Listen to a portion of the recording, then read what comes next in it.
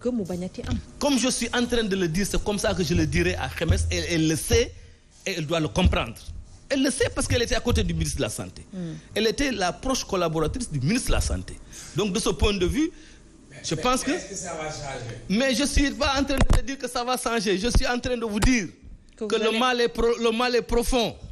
Que le problème, il ne faut pas le voir comme on le présente comme ça dans la presse. Ça ne se présente pas comme ça. C'est trop complexe. Je vous dis, à part de moi, je vous dis, la santé, ce n'est pas une question verticale, c'est une question transversale.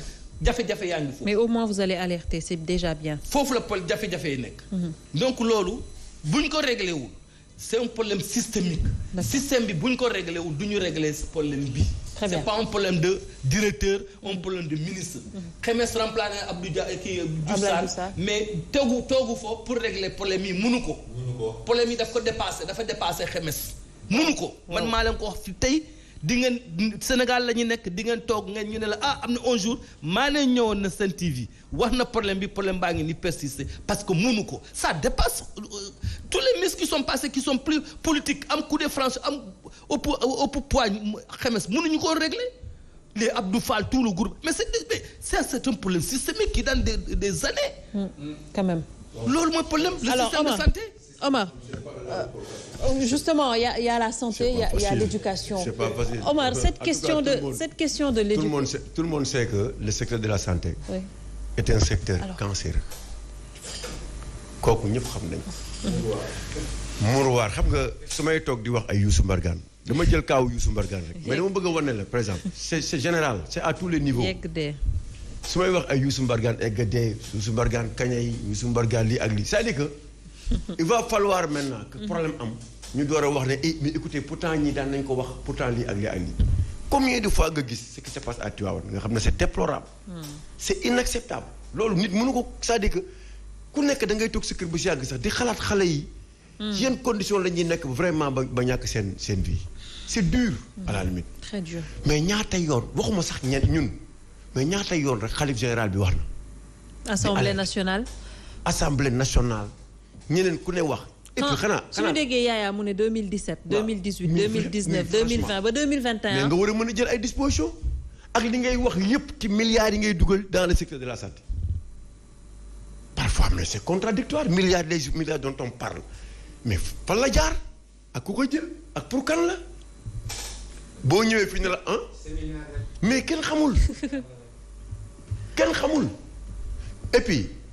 Professeur xanaa yow bu cas bi amee Louga nga jékki-jékki moo am Linguère xanaa di nga inspecté bo les structures sanitaires nga ne mais écoutez ce qui se passe là c'est grave xaaral ma xool lan la mais fa lañ ko fàttee ba il a fallu tey 11 liir faatu si ñu door a ñëw taxaw jël ay dispositions gis nga éducation santé bu ñu bàyyil politisation de ces secteurs là du dem fenn. Il faut que les plus méritants ñu leen di jël dañu war a bàyyi parce que tu es militant et il y en a beaucoup dans ce secteur da nga gis kenn ku am militant nekk dans l'éducation xamoo looy def nga nekk defal formation 1 mois wala 2 mois ñu dugal dans le secteur de l'éducation.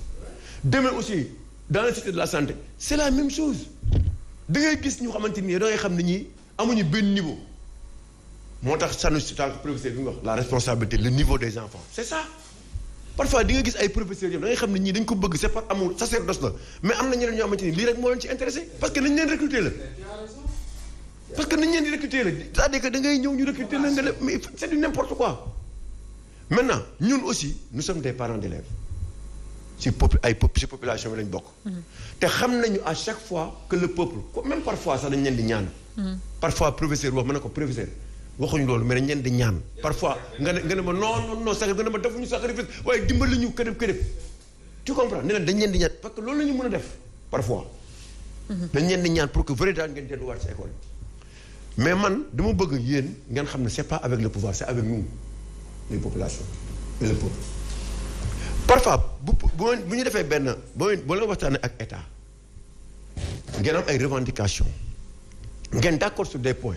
dama bëgg parfois ngeen teel ñu rafraîchir la mémoire nga leen état baa ngi nii waxtaan nañu nee nañ lépp di indemnité bu ñëwee du ñu fay impôt daf ñuy dimbali ñun parfois mais tey bu ñu ñëwee waxtaan te ñun amuñu benn document bu wane ne indemnité yi nga xamante ni ne ñoom waxtaan nañ ko ak état bi dañuy wax ne lépp luñ ci dolli duñ ci dindi impôt ñun aussi du ñu am argument bu ñuy dox parce que autant da ngay gis état bi ñu génne benn document comme document bi nga yor man gis naa ko bi ñuy wax ci indemnité yi xam nga man tey bu ma gisee fii minimum maximum xaw ma damay dégg ñu naan minimum mais lan mooy minimum maximum parce que en 2000 bu ñu bindee fii ne 2022 minimum pour inspecteur adjoint 61 520 ñu waxaat minimum 98 000 il faut que monsieur le secrétaire général nga expliqué moom ma xam. waaw 2000 non fii quoi dama gis fii 2022 ñu ne augmentation minimum de salaire. fii maximum la. waaw fii maximum. je peux expliquer un tout. waaw kay waaw je explique un tout. waaw kay waaw. d'abord dama bëgg a apporter benn précision. rapidement ñun nous sommes des structures. xam nga ñun mënuñu jël sénégalais bu ne di ko expliquer. mais le Sénégal tey jii bi ñuy def taskati xabaar yi Sen TV gis nañu rôle bu muy joué seeni ndaw toogoon nañu foofu. documents yi ñëpp jot nañ ko Sénégal amul ku ko jotul mais lu ci gën a am solo mooy kuréel yu ëpp ndongo daara yi parents d'élèves yi ñu ngi toogoon foofu ñoo représenté woon ndongo daara yi fekkee ko def nañ conférence de presse lii dañ ko distribuer journalistes yi yëpp toute la presse est informée de ça.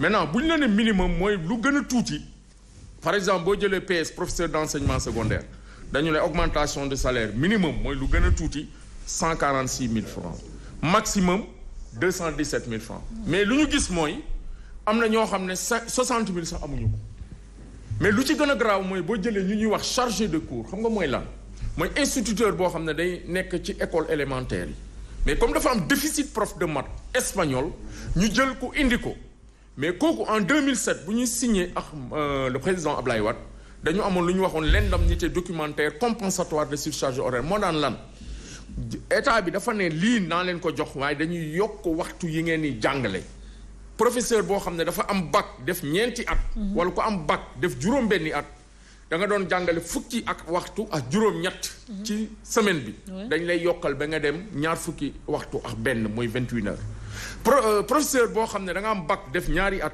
di jàngale ñaar fukki waxtu ak ñaar dañ lay yokkal nga def ñaar fukki waxtu ak juróom léegi ñooñu dañu amoon indemnité 60 000 mais mois bi pour te dire que tappale lañ def dañ ko rocci dugal leen prime scolaire mais loolu c'est extrêmement grave ñaareel bi mooy dañu bëgg a jaxase xelu sénégalais ne leen mbiru impôt la du dëgg bu dee am na ay citoyens yuy fay impôt Sénégal ay modèle exemple demal uti ko ci jàngalekat xam nga lu tax parce que ñun impôt ñun jëluñu fay ku ñuy fay suñu salaire moo ñuy dagg impôt à la source koo xam ne moo lay jox ñaar fukki junni ba pare dina dagg ñaari junni kooku mënoo ko rëcc ñun defuñu ñu exonération am na ñu am exonération Sénégal am na ñu am bonus fiscal am na ñu dul fay impôt ñun bokkuñu ci loolu mbir mi du mbiru impôt mbiru gor la parce que dañu ne la parole t'engages et tu t'engages c'est-à-dire que ñoom lu ñu wax nii ci lii lu ñu wax nii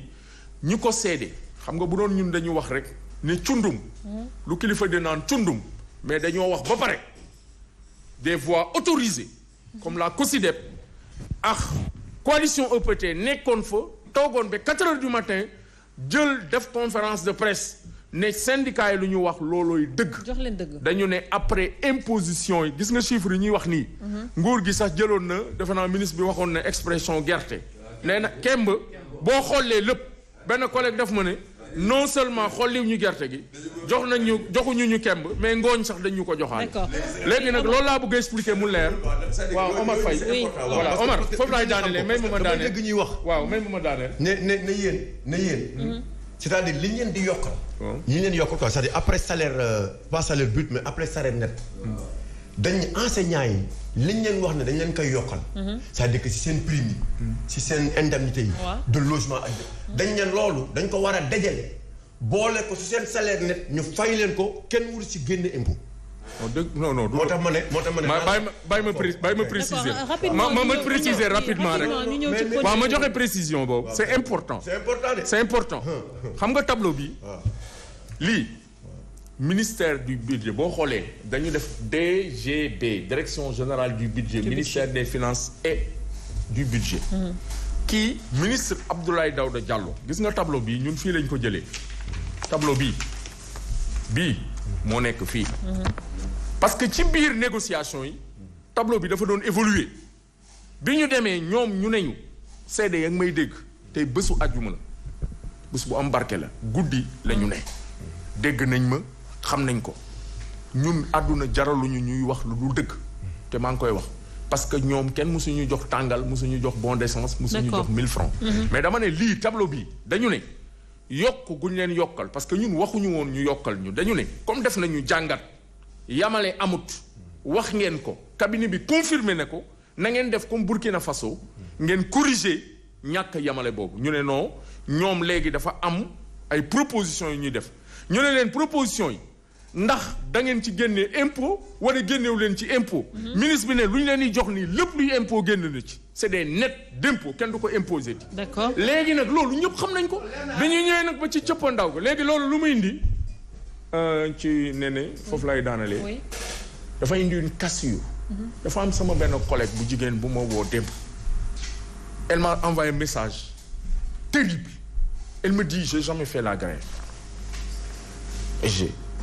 et je l'assume musuma grève mais lii dafa ñaaw ci réew dafay indi démoralisation découragement désaffection du métier mais lu muy gën a indi mooy ñun lan la ñuy légué suñuy doom bu dee tey ñeme nañu taxaw xool sénégalais yi am courage du ruser à ce niveau de responsabilité santé éducation ak santé c'est des surpriorités doivent être des dépenses de souveraineté nationale réew mu bëgg a développé wu santé éducation sa gafa nga koy jëlee parce que ku la abal ay bët ne la fii ngay xoolee il faut mu leer nañ léegi nag lii leer na nguur gi respecté ko et loolu laa ci yokku prof EPS yi ils vont boycotter le bac en EPS examen yi gars yi waxuñu ko ay cours ki examen jàngalekat yi teg nañ ko fële xam nga lu ñu wax fu mu ne nii nguur gi lu mu diggee ñoom na ko def bu ko deful nag qu'ils en tirent toutes les conséquences parce que ñoom ils ne sont plus des interlocuteurs. Alors quand est-ce qu'on va régler cette question sur